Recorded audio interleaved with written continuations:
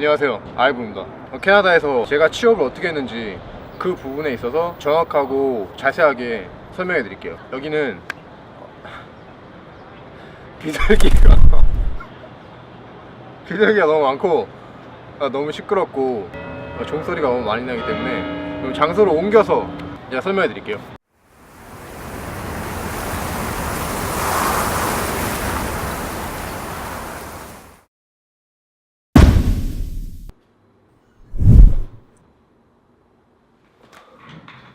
이렇게 제가 집에 오게 됐고요. 캐나다에서 제가 했던 취업 방법을 말씀드릴게요.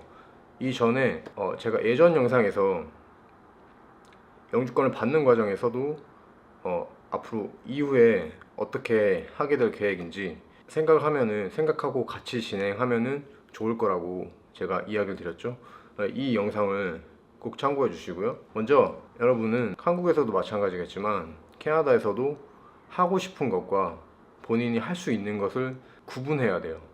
이게 첫 번째로는 가장 중요하다고 생각하고, 캐나다가 아무리 개인의 행복을 추구하는 게 우선이고 경쟁 사회가 아니라고 해서 경쟁이 없는 건 아니에요. 경쟁이 분명히 존재하고, 그래서 현지인 캐나다에서 태어난 사람들과 경쟁해서 얼만큼 경쟁력이 있고 지속 가능할 수 있는 일을 하느냐, 이 부분이 가장 중요한 거라고 생각하고요. 그것을 저는 기술이라고 생각했고, 그 중에서도 연봉이 괜찮은 직종을 찾았었고, 결국에는 두 가지로 압축이 됐는데, 용접이랑 두 번째는 항공정비. 당시에는 항공정비가 취업이 안 돼서 타주로 이동해서 취업을 하시거나 아니면 항공정비를 졸업하시고 직장을 다니시다가 그만두신 분의 조언도 제가 들어봤고, 그래서 최종적으로는 용접 쪽으로 결정을 했습니다. 그래서 저는 현재 용접사로 일을 하고 있고요. 사실 제가 처음 영상에서 제가 무슨 일을 하며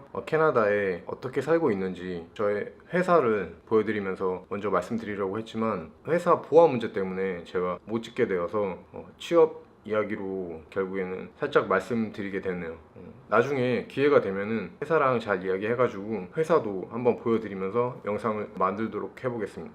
용접 쪽으로 이제 제가 최종 선택을 하고 그쪽으로 이제 학교를 선택하게 되는데, 토론토에는 유명한 컬리지가 여럿 있죠. 조지 브라운, 센테니얼, 세네카, 뭐 크게는 이렇게 유명한 컬리지들이 대부분 2년에서 3년짜리 과정이었죠. 그래서 저는 당시에도 시간이 가장 너무 중요했고, 가장 단기간에 학교를 졸업하고 취직을 하고 싶었고, 이곳저곳 다른 학교를 알아보다가 16주 과정의 서티피케이트 과정을 선택하게 됐고, 실기 위주의 커리큘럼과 타 학교에 비교해서 전혀 빠지는 과정이 없는 것으로 제가 선택을 했고요. 제가 나온 학교를 알고 싶으신 분은 댓글을 많이 달아주세요. 그럼 제가 알려드릴게요. 사실 저는 한국에서 고등학교 때부터 문과를 나왔고 대학교도 경제학과를 나왔고요. 저는 개인적으로 조용히 혼자서 뭘 만드는 걸 되게 좋아했고 잘했기 때문에 용접을 선택하고 막상 부딪혀 보니까 혼자서 그림을 그리는 듯한 느낌을 받았고요. 그래서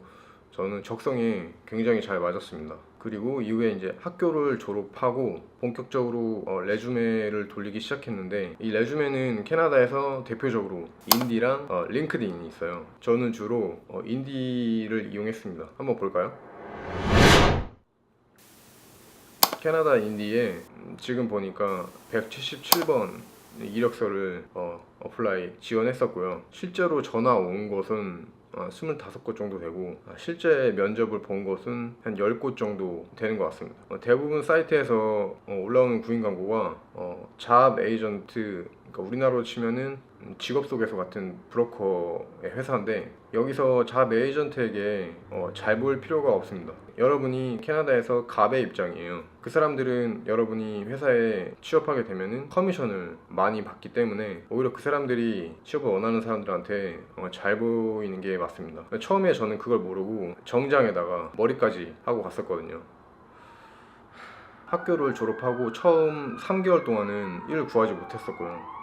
연락이 아예 없었어요. 그리고 일단 학교를 졸업한 시기가 1월달 말이었기 때문에 구인하는 회사들이 별로 없었고, 그때 당시에는 구인 비수기라는 시기라고 얘기를 했었습니다. 그래서 연락을 기다리다가 연락이 와서 면접을 보러 갔는데 용접은 구두 면접 외에 기술 면접을 따로 봅니다. 그래서 기술 면접을 따로 봤는데 동시에 면접 본 사람이 있었는데 기술 면접은 눈으로 보이기 때문에 누가 잘했는지 못했는지를 판단할 수가 있어요. 근데 딱 봐도 제가 훨씬 더 잘 만들었는데도 불구하고 나중에 구인이 안 됐다고 연락이 오더라고요.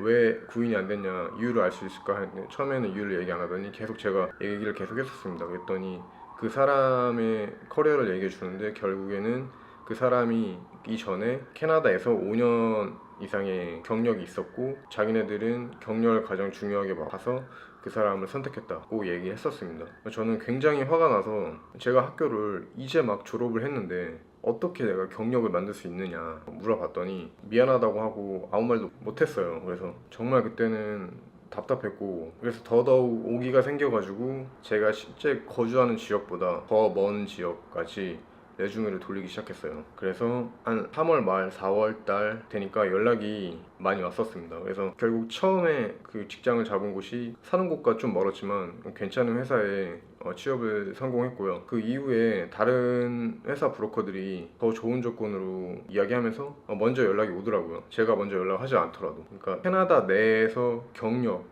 을 가장 우선시 보고요. 그래서 이 처음에 경력을 만드는 게 굉장히 중요합니다.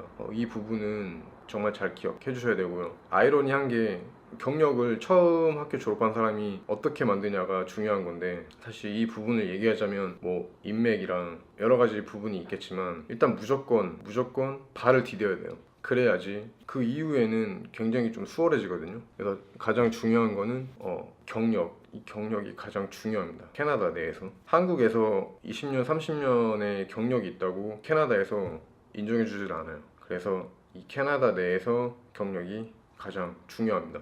그래서 결론적으로는 지금까지 총 4번의 이직을 했고요.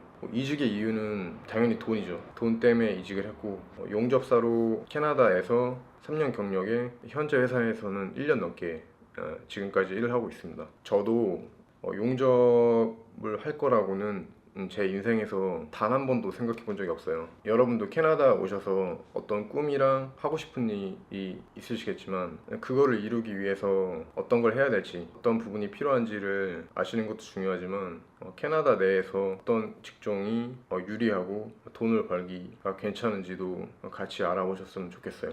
캐나다에서 태어난 사람들, 언어, 문화 모든 거에서 제가 부족하죠. 이런 부분을 메꿀 수 있고 경쟁력 있는 일을 찾다 보니까 용접을 선택했고 지금까지 하고 있네요. 캐나다에서는 여러 직종이 있지만 기술, 엔지니어 이런 쪽이 굉장히 우대를 해주는 나라고요.